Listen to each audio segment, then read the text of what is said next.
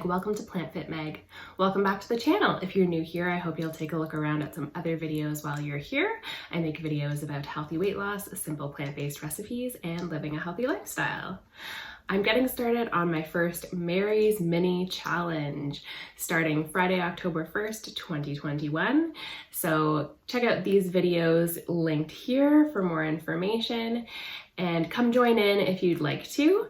Otherwise, enjoy the batch cooking video. I'm batch cooking quite a bit of potato to get ready. So I'll do some steamed potatoes, some mashed potatoes, and some mashed potato balls.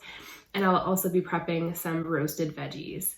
So I'm really excited to get started on the challenge. As mentioned previously, I've never done a Mary's Mini Challenge before.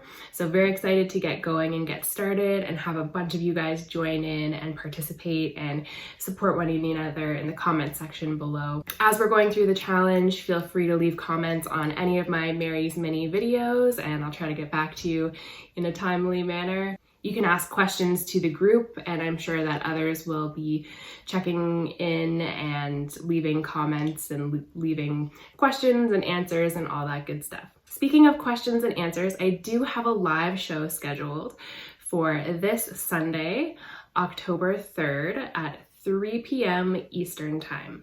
I did put up a poll and 3 p.m. Eastern was the most popular time. So I will be doing a Q&A and a live hangout. You can ask any questions about Mary's Mini or about other things as well. So I hope to see you at the live show on Sunday. And if you happen to be watching this video after the live show has happened, I will leave the replay linked in the description box below so you can check it out. If you like this video, remember to give it a like, subscribe to the channel below if you haven't already, and with that, let's jump right into the batch cooking. All right, starting off the Mary's Mini Challenge batch cook with potatoes. So I'm going to go ahead and steam some potatoes in my Instant Pot. You can do this on the stovetop as well or boil the potatoes instead. So I've washed my potatoes, I've given them a scrub, I've cut off any pieces that look a little wonky, any eyes or anything like that, and I'm adding 1 cup of water to my Instant Pot. I have this insert for the Instant Pot that I use all the time to steam veggies and potatoes, so I'm just going to pop that in there. And I'm going to go ahead and add my potatoes.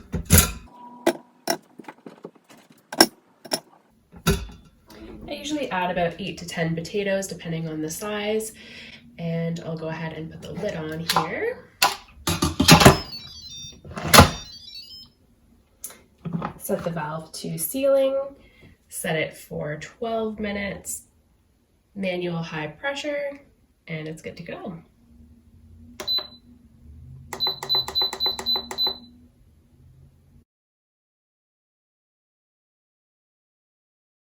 So while the potatoes are in the Instant Pot, I'm going to prep my cauliflower, broccoli, and eggplant for roasting.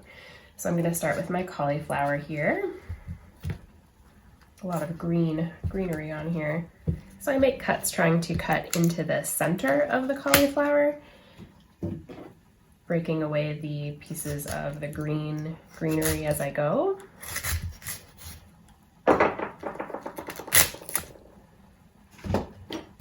So I'm just putting all the greenery aside.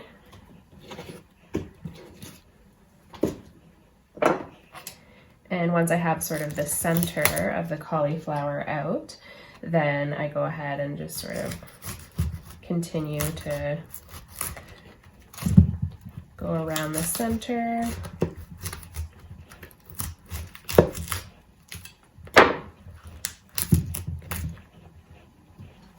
And then I either break the pieces apart or give them another little rough chop through. I'm actually going to rinse the cauliflower again just because there was quite a bit of dirt in between the leaves and stuff. So I'm going to just give that a quick rinse, and I think I'll just break the pieces apart and then it'll be ready to go. All right, next up is my broccoli here. I'm just going to use 1 head of broccoli and I'm just going to go ahead and chop.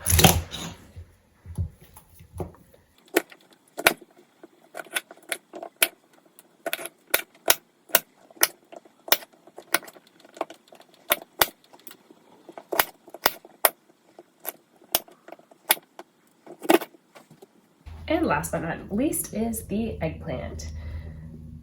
So I'll just chop off the top.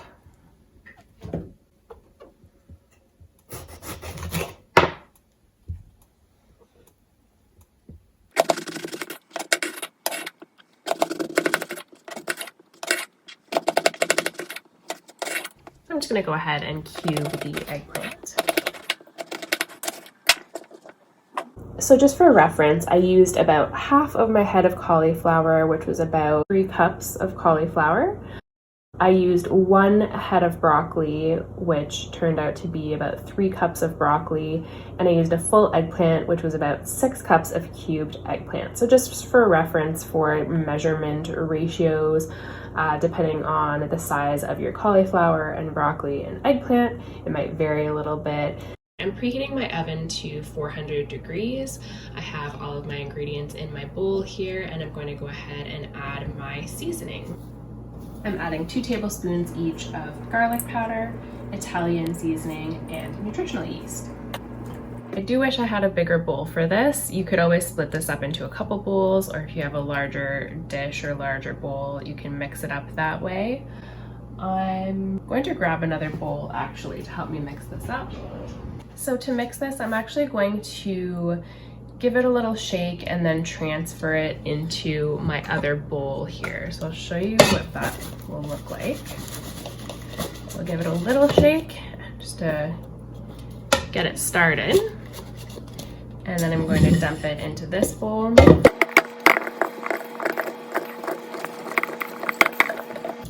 Bunch of seasoning at the bottom there. Get in there with my hands a little bit to mix it up.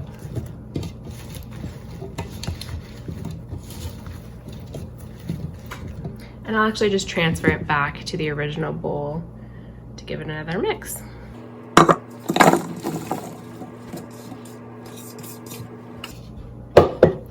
So you can feel free to adapt the level of seasoning. Obviously, these are very well seasoned, very well coated in the nutritional yeast and spices. You can use less if you prefer something that's a little bit less flavorful, but I really wanted this to have a really strong punch of flavor so that even if I wasn't adding a sauce or anything else to it, it would still be really flavorful and delicious. All right, so my oven is preheating to 400 degrees, and I have my baking sheet lined with a silicone baking mat. You can also use parchment paper for this, and that will work well. And I'm just going to lay out the vegetables on my baking mat. So there's tray number 1. Here's tray number 2. My baking mat is a little bit small for this pan, but that's what I have available right now, so that's what I'm going to make work.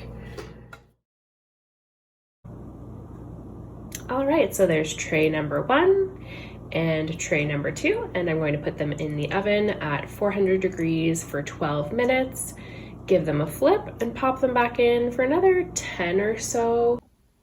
So while I've been preparing my eggplant, broccoli, and cauliflower, my potatoes are done in the Instant Pot, so I can go ahead and release the pressure, and there's no pressure left to be released.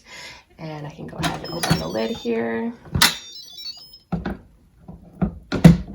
And my steamed potatoes are all done.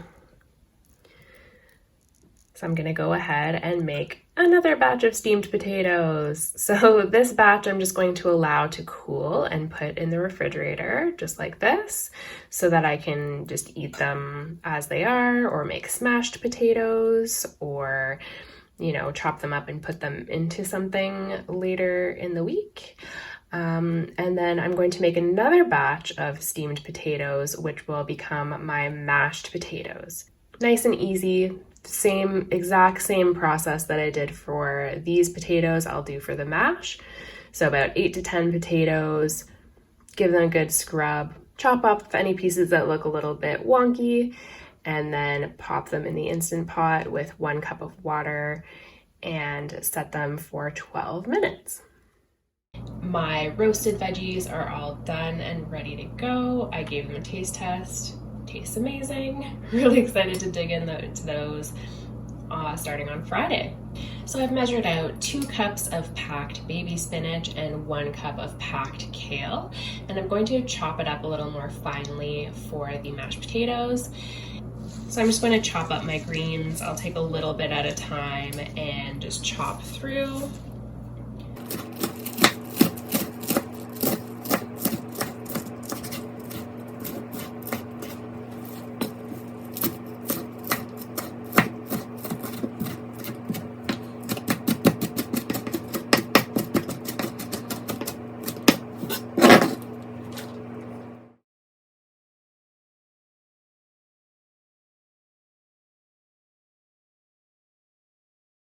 Okay, so I've taken my potatoes out of the Instant Pot and I've drained out the liquid that was in here.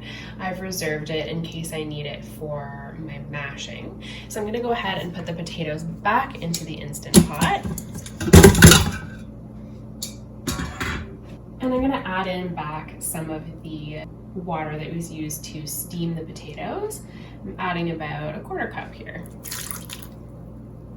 I'm gonna go ahead and mash my potatoes.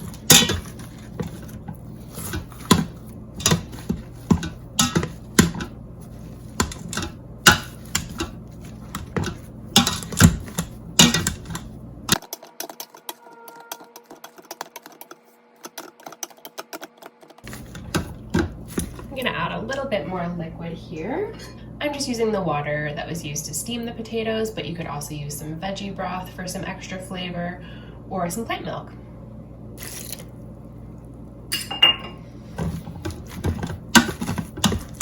All right, once my potatoes are mashed, I'm gonna go ahead and add in my kale and spinach.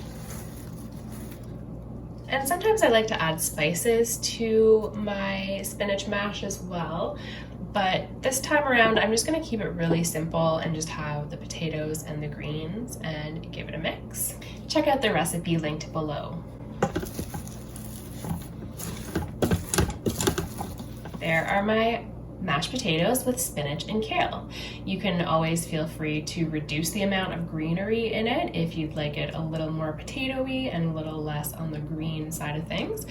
But this is sort of the texture that I like to have, with lots of greenery in there. The next thing I'm going to do is make my mashed potato balls. So I'm going to take about 2 cups of the mashed potato, put it in a bowl with some spices, and then make little mashed potato balls and put them in the oven and bake them up a little bit. For this recipe, I'm using dill and nutritional yeast. So I'm gonna go ahead and mix that up. I find this is easiest to do with a fork, just to really get in there and mix it up.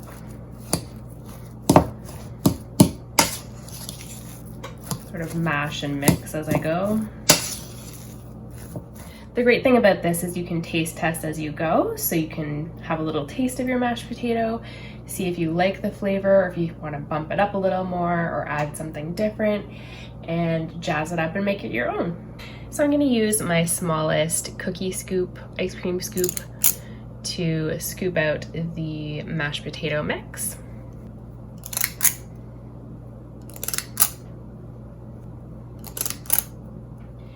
So sometimes I leave them just as they are and bake them like this. Other times I'll flatten them out a little bit with a fork. I'll show you how it looks both ways so you can decide how you'd like to make them if you want to give this recipe a go. So I'll flatten a few of them so you can see what it would look like. If it gets a little sticky, you can always dampen the fork with a little bit of cool water. So I'm going to go ahead and put these in the oven for 20 minutes at 400 degrees. I recommend allowing them to cool before popping them off of the silicone baking mat because they can be a little bit sticky. So I usually let them cool and then pop them off the mat, and they hold up quite well that way. So I'm prepping a lot of food in advance. I like to have things prepped and ready to go and really easy. And because I'm pretty much just eating potatoes and non-starchy veggies, this is what I'm eating for the next few days. and I don't really know how much I will need as I go throughout the challenge because I've never done a Mary's Mini before. So I may have over prepped, but I'd rather over prep and have a little much than not enough. The other thing is that this food will also be eaten by my husband Chris and my son Riordan. So it's not just me eating the food, it is also my family. So just a little disclaimer there if you're wondering about the massive quantity of food and whether I'll be able to get through it all. The answer to that question is yes, and because I will have help from my family, and this is pretty much what I'm going to be eating for the next few days. If you'd like to see me batch prep potatoes in a different way, I will link my batch cook potatoes video here so you can check it out for other ideas for ways that you can prep your potatoes during the challenge if you've chosen potatoes as your starch. You can also check out my recipe playlist here for potato recipes, and I will leave printable recipes linked in the description box below. So that's my batch cooking video. I'm so excited to get started with this challenge and to play with different ingredients and make some new dishes. So stay tuned for that. Follow along on Instagram and Facebook, where I'll be posting daily during the challenge with recipes or what I eat in a day content. Maybe I'll try to do some YouTube shorts as well. If I'm posting a video to Instagram and Facebook, I'll try to do a YouTube short as well. I haven't played with that, so maybe I'll try to do that as well. Thank you so much for watching this video. I hope you really enjoyed it and found it helpful. Let me know in the comments below if you have any questions for the live show on Sunday, and I hope to see you there. I hope you're having an amazing day, and I will talk to you soon. Bye!